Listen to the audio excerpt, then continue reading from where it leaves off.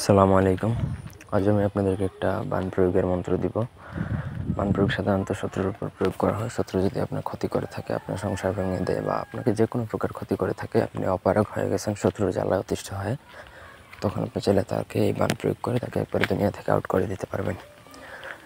খুবই ভয়ঙ্কর একটা বান, অন্যায়ভাবে প্রয়োগ করা যাবে না। একান্ত প্রয়োজনে আমার পারমিশন বা অনুমতি সাপেক্ষে আপনি প্রয়োগ করতে পারবেন। ব্যক্তিগত যে কোনো প্রয়োজন বা যে কোনো কাজের জন্য স্ক্রিনে দেওয়া নাম্বারে সরাসরি ফোনে বা হোয়াটসঅ্যাপে যোগাযোগ করে যে কোনো কাজ করাতে পারবেন, দেশে অথবা দেশের বাইরে থেকে। প্রথমত আমি আপনাদেরকে গুরুমন্ত্রটা বলে দিচ্ছি। মন্ত্র হচ্ছে ওম মন্ত্র মন্ত্র মহামন্ত্রের বঞ্চ উচ্চরিয়া অং দিলদারি অসারি অশেপরি অ কেদারি দর মন্ত্রের গুণের উদ্দেশ্য শিখায় অমুকের জায়গা নাম অঙ্গ অপর্ষা শোভা। মন্ত্রটা হচ্ছে এটা একবারে মক্কা ভাষায়, হিব্রু মক্কা এগুলো মিক্স মন্ত্র।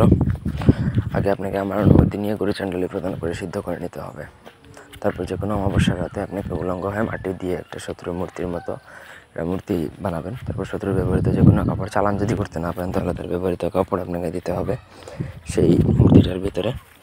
কাপড় অথবা তার নখ বা চোল এগুলো দিতে হবে মূর্তির ভিতরে, যাতে ওই মূর্তিটা শত্রুর জন্যই রেডি হয়। তারপরে এই মন্ত্র শত্রুর নাম সহকারে একটা লোহার মধ্যে পড়ে ফু দিবেন। একটা লোহা ওই মূর্তির বুকের মধ্যে ঢোকাবেন। এইভাবে 7টা লোহার মধ্যে 7বার পরে ওই মূর্তির বুক বরাবর 7টা পেরেক মারবেন। পেরেক মারা শেষ হয়ে গেলে বানটা কিন্তু প্রয়োগ করা হয়ে গেল। তারপর আপনাকে সেই মূর্তিটা এনে রোদে শুকাবেন। রোদে শুকানোর পর যখন একবারে কটকটা শুকিয়ে যাবে, তখন কিন্তু যত শুকাবে তত কিন্তু শত্রুর শরীর খারাপ করতে শুরু করবে। যেদিন একবারে কটকটাভাবে শুকিয়ে পড়বে, মানে এটা একবারে শক্ত হয়ে যাবে, সেদিন আপনাকে সেই মূর্তিটা লাথি মেরে ভেঙে দিতে হবে। ভাঙার সাথে সাথে শত্রু কিন্তু দুনিয়া থেকে বিদায় মানে উইকেট পড়ে যাবে। আরও বিস্তারিত নিয়ম জানতে এবং অনুমতির জন্য আমার সাথে যোগাযোগ করতে হবে। এগুলো আমি পাবলিকলি কাউকে অনুমতি দিব না, কারণ এটা খুবই ভয়ঙ্কর একটা বান। আশা করি আমার কথার ধরন শুনে বুঝতে পারছেন। যাই হোক, তো আপনাদের যদি একান্ত প্রয়োজন আমার সাথে যোগাযোগ করবেন। ধন্যবাদ সবাইকে আমাদের সাথে থাকার জন্য। আল্লাহ হাফেজ।